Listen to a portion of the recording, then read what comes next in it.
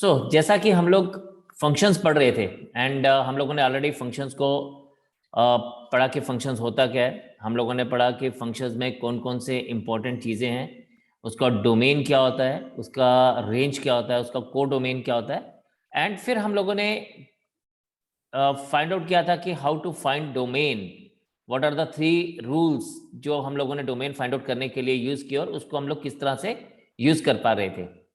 आज हम लोग बात करेंगे फंक्शंस के ऊपर, मतलब हमारे पास डिफरेंट टाइप के फंक्शंस कैसे होते हैं और हम उन फंक्शंस के कैसे हम लोग उनका डोमेन और रेंज को फाइंड आउट करते हैं, मतलब उसका इनपुट क्या है और उसका वैलिड आउटपुट क्या है।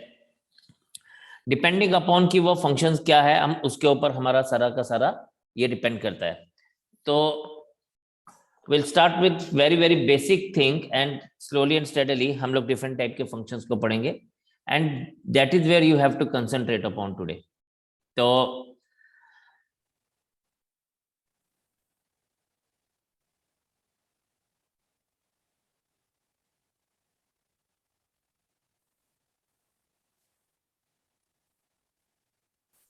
so we are having different type of functions जिसको हम लोग अपनी डे टू डे लाइफ में भी चेक करते हैं।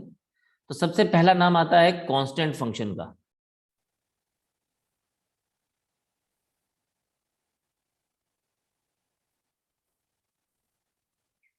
कांस्टेंट फंक्शन का मतलब है f x is equals to k, मतलब वो वैल्यू जो है वो एक कांस्टेंट वैल्यू है, वो वैल्यू कभी भी चेंज नहीं होगी। आप कोई भी इनपुट डालेंगे, output output will always remain k. For example हम लोग बात करते हैं, अगर मैं आपसे बोलूं f of x is equals to 3, तो हमारे पास आप कुछ भी डाल दीजिए, this implies that f of 1 is equals to 3, f of 2 is equals to 3, you put anything, f of root 2 is equals to 3, कुछ भी डालेंगे, for that any real number you will be getting the same value as 3। तो of course इसका domain domain हमें पता है कि वो क्या होता है, वो वैलिड इनपुट होता है। तो domain is any real number, domain is R, R मतलब any real number, and range is output. अब इस केस में जो आउटपुट है वो हमारी पास क्या है, ओनली द वैल्यू 3। अगर मुझे इसका ग्राफ प्लॉट करना है, तो हम सब चीजें देख रहे हैं साथ साथ कि किसका ग्राफ कैसे प्लॉट होगा। तो अगर मैं इसका ग्राफ को प्लॉट करता हूं तो यू विल फाइंड आउट कि ये ग्राफ किस तरह से आएगा।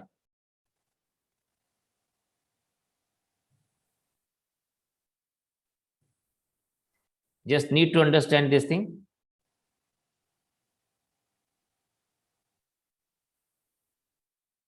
एंड यहां पे हम लोग देखेंगे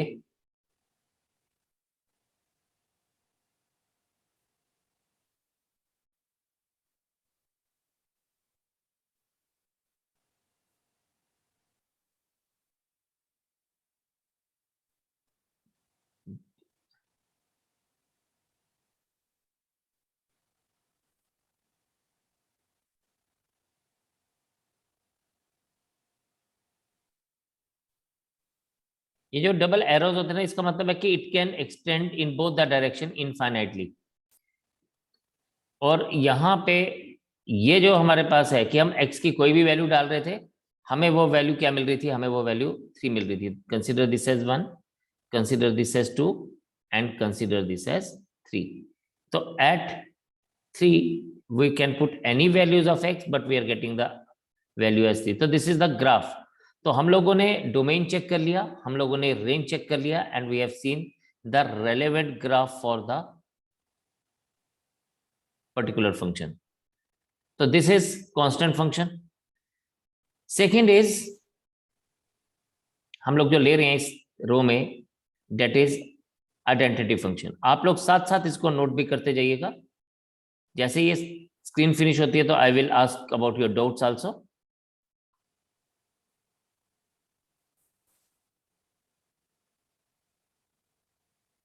Identity function is fx is equals to x, मतलब आप x का कोई भी वैल्यू डालो, you will be getting the same thing in return.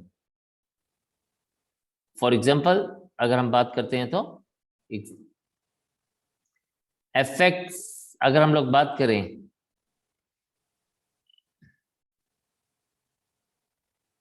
तो आपके पास क्या आ जाएगा यहां पे f of 1 is equals to 1, f of 2 is equals to 2, f of -3 अगर आप लेते हैं तो this gives you -3।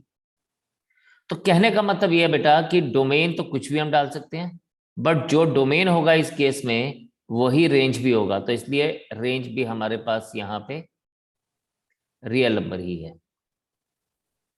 Now let us again सी कि इसका ग्राफ कैसे प्लॉट होता है।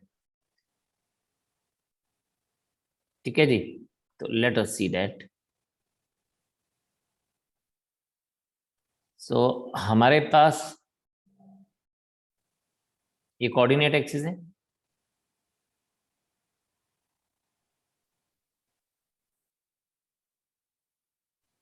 एंड इसके ऊपर हम ग्राफ को प्लॉट करते हैं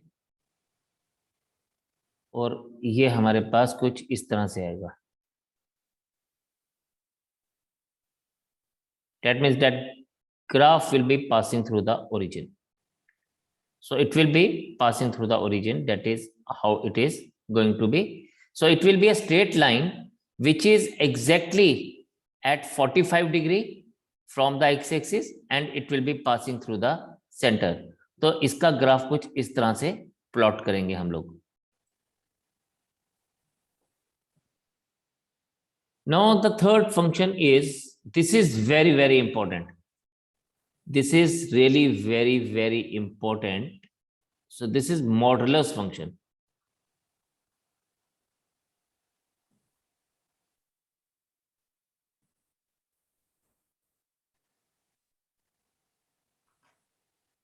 इसको हम लिखते हैं इस तरह से, f x is equals to mod of x, यानी दो, और इसकी जो वैल्यू है ना वो हमेशा पॉजिटिव रहती है, लेकिन इसकी एक बेसिक डेफिनेशन है that is needed to be understand. तो आपके पास बच्चे यहां पे हम इसको ऐसे लिखते हैं, f x is equals to -x if x is less than 0 and it is equals to +x if x is greater than equal to 0। इस डेफिनेशन को हम लोग एक किससे समझते हैं, एग्जाम्पल से समझते हैं। तो एग्जाम्पल इज, अगर सपोज मेरे पास दिया हो f of 3 -3 is equals to mod of -3 लिखूंगा, this thing will be written as minus of -3, क्योंकि हमने बोला जब x लेस देन 0 है, यहाँ पे x इज लेस देन 0, तो हम उसके साथ माइनस लगा देंगे, तो minus into minus this will be plus, तो ये +3 हो जाएगा। So what I wanted to tell you is कि दैट इज व्हाई हम लोग कहते हैं कि मॉडुलस में कोई भी वैल्यू ली जाएगी वो पॉजिटिव होगी। अगर f ऑफ 3 लेंगे ये मॉडुलस ऑफ 3 आएगा। अब यहाँ पे 3 जो है वो ग्रेटर देन 0 है, तो हम सेकंड डेफिनेशन को लेंगे, so it is +3। That is why modulus के अंदर कुछ भी चीज लिखी जाए वो हमेशा पॉजिटिव रहती है। That is what we have to keep it in mind. अब बच्चे डोमेन के लिए तो हम कोई भी रियल नंबर डाल सकते हैं, we can put any real number in it. Domain is any real number, ठीक है, क्योंकि डोमेन कुछ भी डाला जा सकता है, लेकिन रेंज हमेशा पॉजिटिव ही रहेगी। तो इसको हम इस तरह से लिखते हैं, रेंज इज इक्वल्स टू, और positive means positive real number, यह हमेशा पॉजिटिव ही रहेगा, रेंज हमेशा पॉजिटिव ही आएगी। That is why we always write it as positive real numbers. अब देखें हम लोगों ने जो यहाँ पे एक बात समझी, देखिए यहाँ पे उसको हम लोग लेके चलेंगे। वो क्या कि यहाँ पे इफ यू सी, तो इसका ग्राफ कैसे होगा, इसका ग्राफ होगा, अगर तो हमारे पास पॉजिटिव नंबर है तो this will be on the positive side of x axis, लेकिन होगा तो यहां पे आप कुछ भी डाल दीजिए, +3 है तो +3 ही रहेगा, +4 है तो +4 ही रहेगा, लेकिन अगर नेगेटिव नंबर है तो भी वो पॉजिटिव ही होंगे। So that is why it is V like structure. इसका जो ग्राफ बनेगा ये एक वी लाइक स्ट्रक्चर बनेगा। ठीक है, तो यहाँ पे हमारे पास पता लगेगा कि ये हमारे पास इसका ग्राफ किस तरह से रिप्रेजेंट होगा. It is always a V like structure. That means it will always gives us the positive value. That is how we have to remember the things. ठीक है, तो ये हमारे पास इसका डोमेन है. रियल नंबर रेंज आ गया हमारे पास, पॉजिटिव रियल नंबर. एंड इसके अलावा हम लोग बात करेंगे किसकी, हम लोग बात करेंगे कि भाई इसका ग्राफ किस तरह था. इसका ग्राफ था ये वीट लाइक स्ट्रक्चर. इसी का ही एक और रिलेटिव है, एक इसका रिश्तेदार है जिसको हम कहते हैं, that is again very important. उस पर बहुत बार लोग कंफ्यूज भी हो जाते हैं. तो it is known as signum function. सबने अपने अपने नाम रखे हुए हैं, इसलिए कंफ्यूज नहीं होना बच्चे. अब सिग्नम फंक्शन क्या होता है?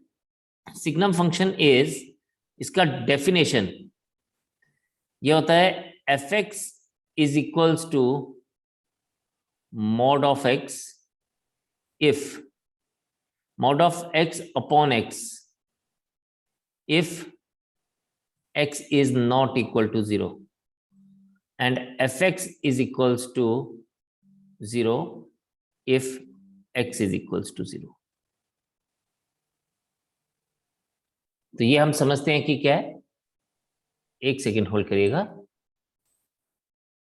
तो इसका मतलब ये है सिग्नम फंक्शन में हम लिखते हैं, अब ध्यान से समझिएगा, यहां ये जो हमारे पास ऊपर वाला पार्ट है ना, दिस पर्टिकुलर पार्ट, इसके लिए हमारे पास दो कंडीशंस आएंगी, क्योंकि हमारे पास मॉडल्स की दो कंडीशंस थी, -x एंड +x. ये भी हम लोगों ने देखा. तो इसके लिए हमारे पास दो कंडीशंस आएंगी. तो let us understand those two conditions. तो हम इसको इस तरह से लिखते हैं कि भाई fx इज इक्वल्स टू, अब हम इसको ऐसे लिखेंगे, -x upon x if x is less than 0. Why so?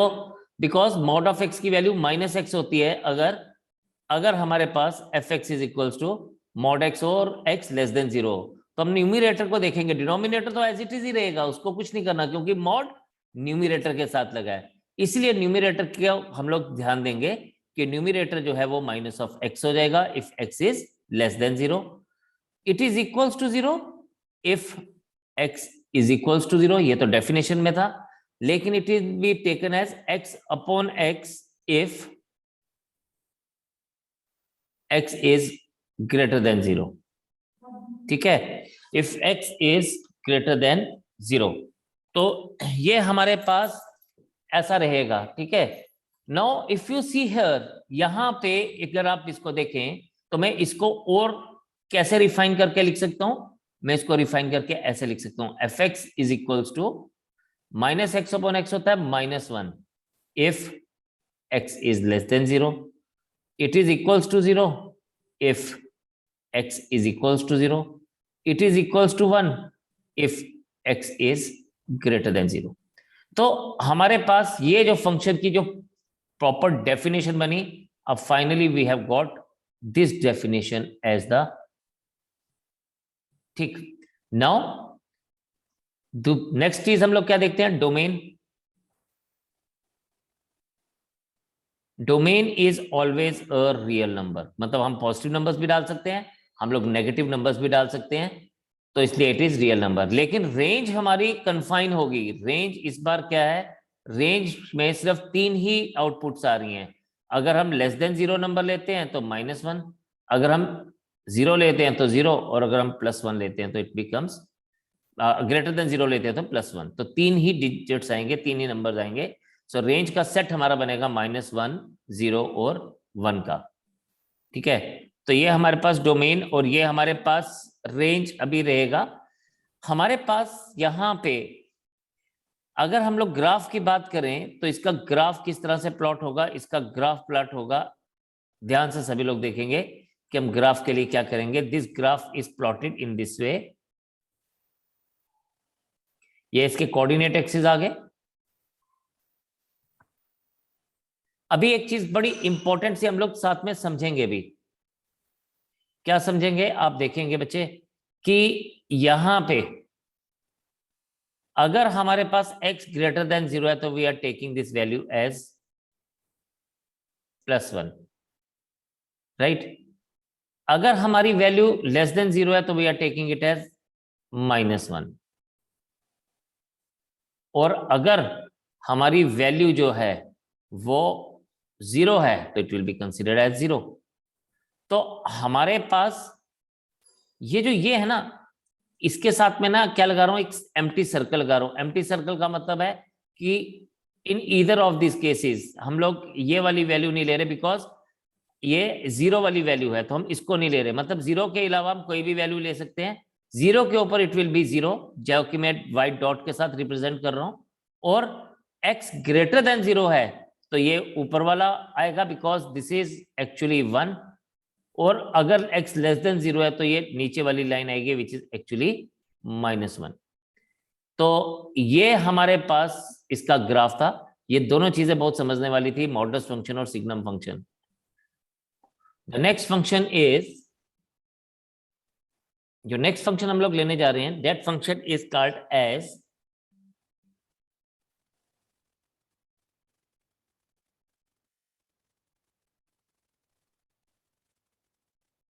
Greatest integer function.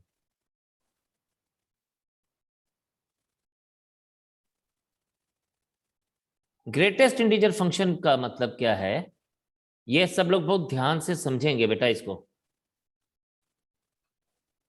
हम लोग लिखते हैं इस तरह से, f(x) इस ग्रेटेस्ट इंटीजर फंक्शन को ना हम फ्लोर फंक्शन भी बोलते हैं। क्यों बोलते हैं हम उसकी भी बात करेंगे अभी। इसको हम फ्लोर फंक्शन बोलते हैं, फर्श की तरफ, बेस की तरफ। It is floor function. इसको समझते हैं, इसको लिखा ऐसे जाता है, f(x) is equals to this. इस तरह से इसको लिखा जाता है। और इसका समझने के लिए हम लोग एक एग्जांपल देखेंगे। अगर हमारे पास if f(x) is a greatest integer function, अगर ये ग्रेटेस्ट इंटीजर फंक्शन है तो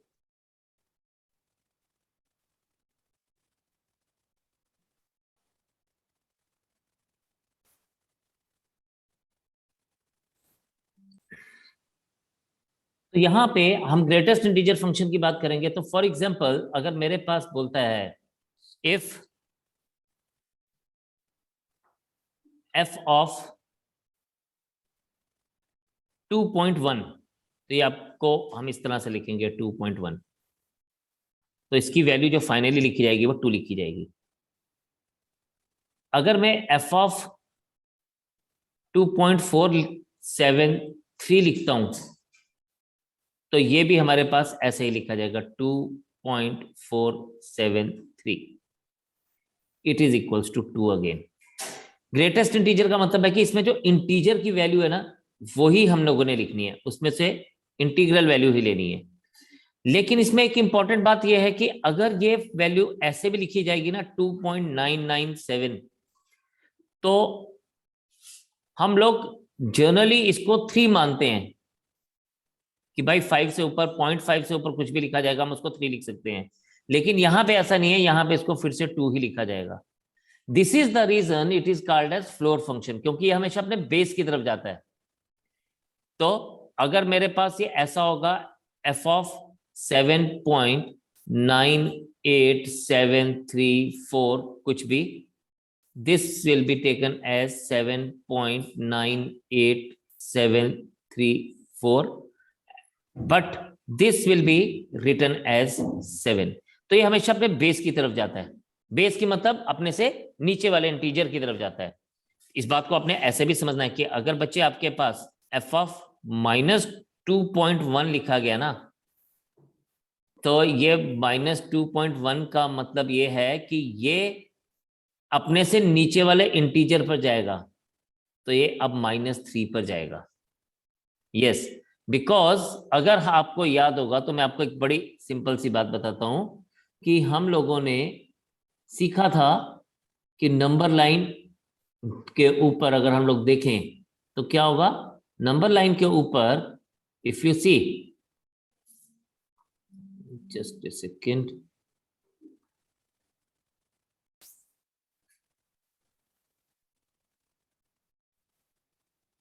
देखिए नंबर लाइन के ऊपर क्या होगा, नंबर लाइन के ऊपर if you see, if it is 0, ये 1 आ जाएगा, ये 2 आ जाएगा, ये 3 आ जाएगा, दिस इज -1, -2, -3।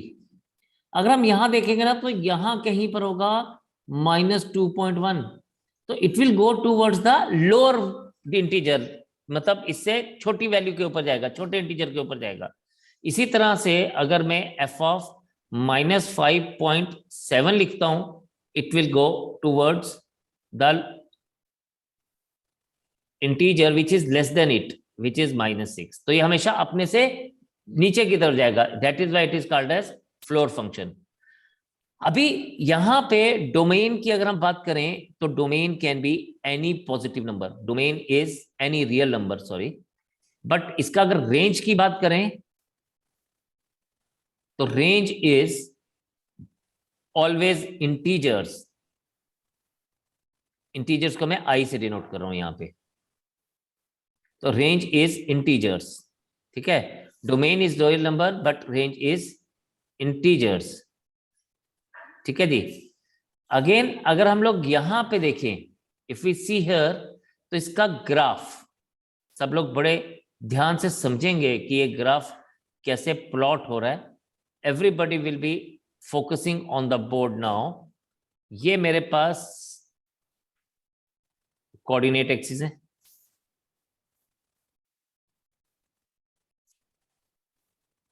ठीक है, ये मेरे पास कोऑर्डिनेट एक्सिस है, और यहां पे हम जब ग्राफ को प्लॉट करेंगे तो हम इसको किस तरह से प्लॉट करेंगे, हम इसको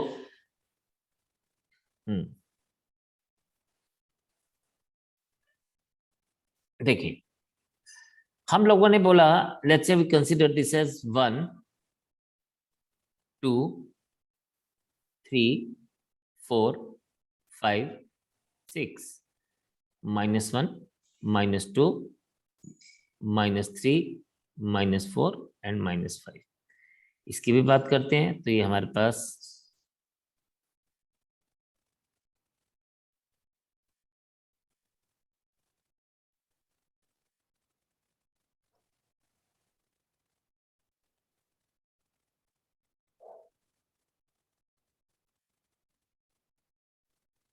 करेंगे, ठीक है जी। Now if you see here, यहां पे अगर हमारे पास 0 से लेके ध्यान से सुनना, 0 से लेके 1 तक की वैल्यू, यानी 1 नहीं ले रहा,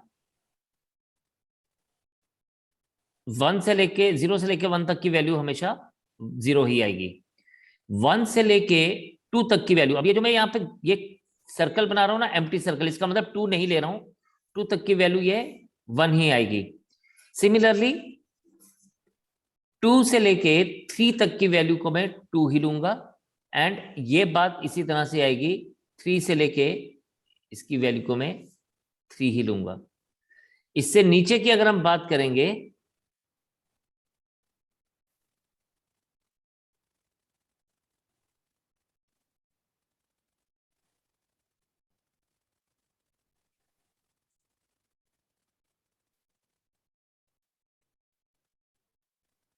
एंड इसी तरह से अगर हम लोग देखेंगे तो हम इसको, ये हमारा जो ग्राफ बनता है, this is a step graph. दोबारा से इस बात को हम एक बार समझ लेते हैं कि ये मैंने बनाया क्या। देखिए हमारे पास क्या होता है, हमारे पास 0 से लेके 1 तक की वैल्यू, मतलब अगर मैं ऐसे बोलूं ना इसको, चलिए इसको हम इस तरह से समझते हैं इंटरवल के हिसाब से। अगर मैं आपसे बोलूं 0 से लेके 1 तक की वैल्यू हमें हमेशा 0 ही मिलेगी। 1 से लेके 2 तक की, 2 इंक्लूड नहीं हो रहा है, इसकी वैल्यू हमारे पास 1 मिलेगी। सिमिलरली 2 से लेके 3 तक की वैल्यू हमें 2 मिलेगी। और बात करता हूं तो हमारे पास अगर बात करेंगे तो यस, -1 से लेके 0 तक की वैल्यू हमें -1 मिलेगी। मतलब -1.1, सॉरी 0.7, 0.8, 0.9 अगर माइनस में ले आ जाएगा तो it will come back to -1। इसी तरह से -2 से लेके -1 तक की वैल्यू की हमारे पास -2 हो जाएगा। That is what we have seen। देखें हमारे पास यहां से 0 से लेके -1 तक की वैल्यू विल बी -1। फिर -1 से लेके -1 इंक्लूडेड नहीं है, लेकिन 2 तक की जितनी भी वैल्यूज है इट विल बी -2। फिर -2 से लेके -3 तक की सारी वैल्यूज हमारे पास -3 आ जाएगी। तो it will be written in this way, -3 से लेके -2 तक की वैल्यू जो है वो -3 आ जाएगी। So this is what the greatest integer function is, and this is very very important function. इसी के साथ मिलता जुलता है इसका एक और भाई, वो है, इसको हम कहते हैं स्मॉलेस्ट इंटीजर फंक्शन। ये इससे उल्टा चलता है।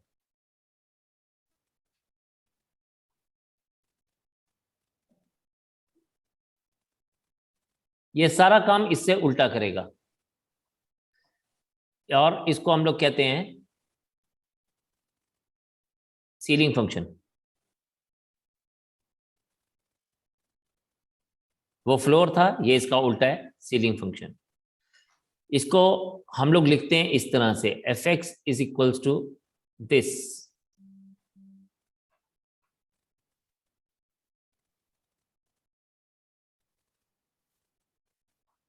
इसको हम कहते हैं सीलिंग फंक्शन। और इसका एग्जाम्पल समझते हैं तो इसका मतलब क्या है, अगर f(x) इज इक्वल्स टू हमारे पास ये दिया गया है, देन अब हम उसी एग्जाम्पल को लेके चलेंगे तो 2.1 is, it will go towards the higher number, like ये ऊपर वाले नंबर की तरफ जाएगा, इट इज 3। यानी अब अगर हम लोग यहां पे बात करें तो 2 से लेके 3 तक की जो वैल्यू है वो 3 आ रही है। इसी तरह से 1 से लेके 2 तक की वैल्यू 2 आ रही है। 0 से लेके 1 तक की वैल्यू 1 आ रही है। And in the same way -1 से 0 तक की वैल्यू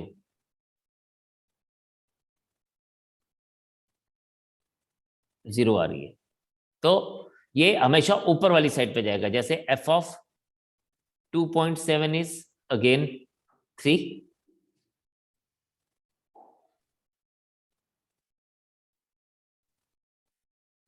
लेकिन अगर ये नेगेटिव साइड पे होगा -2.1, तो ये हमारे पास -2 की तरफ जाएगा। अगर ये -7.9 भी है तो ये -7 की तरफ जाएगा। देखें यही चीज हम लोग यहां पे समझेंगे। एक मिनट में इसको थोड़ा सा अच्छे से लिख दूं। -1 to 0 is equals to 0, 0 to 1 is 1, 1 to 2 is 2, and 2 to 3 is 3। कहने का मतलब ये है कि अगर हमारे पास ये 0 है, ये 1, ये 2, ये 3, तो और ये -1, -2, -3,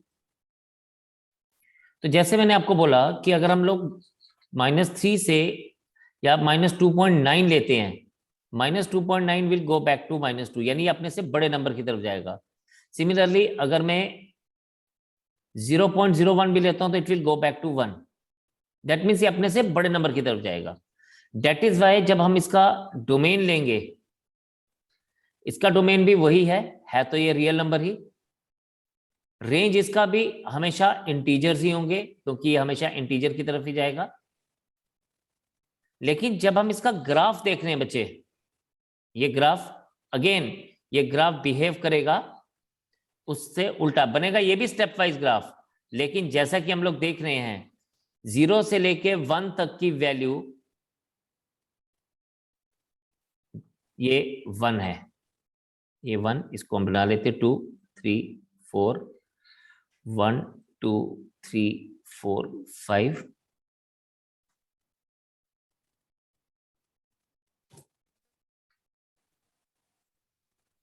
1 2 3 and 4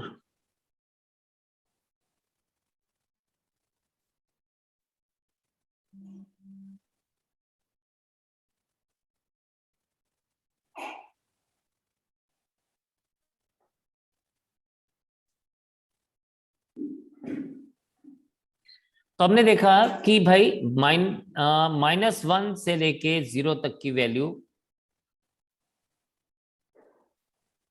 0 है, फिर 0 से लेके 1 तक की वैल्यू 1 है, फिर 1 से लेके 2 तक की वैल्यू 2 है, और इसी तरह से और नीचे जाएंगे तो ये हमारे पास क्या आ जाएगा, -2 से लेके -1 तक की वैल्यू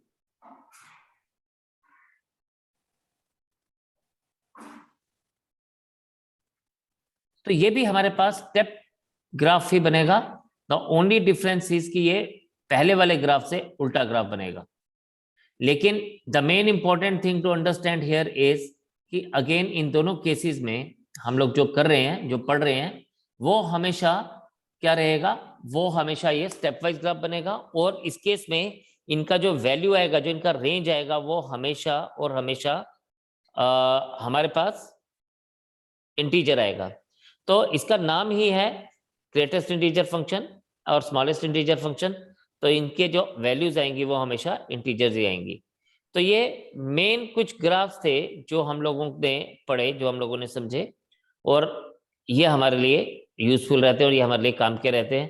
तो आपका इसका अंडरस्टैंडिंग होना बहुत ज़रूरी है, बिकॉज जब आगे हमारे पास ये जो टॉपिक होंगे, जैसे लिमिट्स हो गया, कंटिन्यूटी हो गया, देन उसके बाद हमारे पास डिफरेंशिएशन हो गया, तो डेरिवेटिव्स में ये सब चीज़ें आपको इसका नॉलेज होना बहुत ज़रूरी है। That is why we have studied it today. तो आज हम लोगों ने मेन 6 चीज़ें पढ़ी। कांस्टेंट फंक्शन क्या है, डोमेन एंड रेंज क्या होता है, उसका ग्राफ क्या होता है। देन उसके बाद हम लोगों ने पढ़ा कि आइडेंटिटी फंक्शन क्या है, उसमें उसका डोमेन एंड रेंज क्या है, और उस केस में उसका ग्राफ कैसे बनेगा। Then very important was modulus function. Modulus function में वो किस तरह से बिहेव करेगा, किस तरह से रहेगा। Then signum function, and signum function के बाद हम लोगों ने देखा कि सिग्नम फंक्शन में और मॉडुलस फंक्शन में जो था वो ग्राफ जो था वो एक पर्टिकुलर टाइप का बन रहा था। तो जब हम लोगों ने सिग्नम फंक्शन की बात की तो हमने देखा कि हमारा जो रेंज था वो सिर्फ 3 वैल्यूज के ऊपर था, that was -1 0 and 1।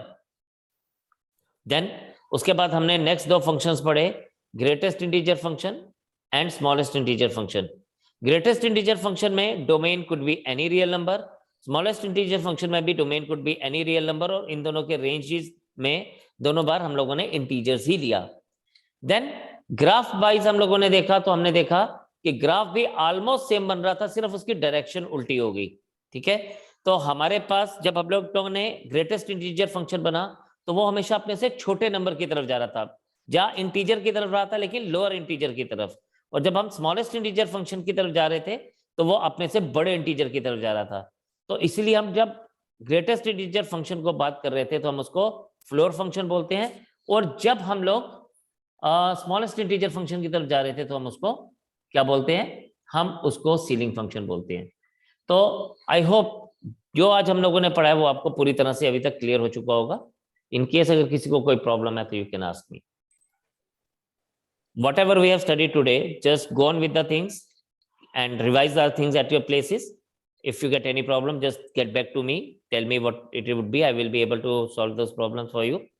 And just keep on revising the things, keep doing the hard work, keep studying hard, and see you in the next session. Bye bye for now. God bless you all. Take care and Jai Hind.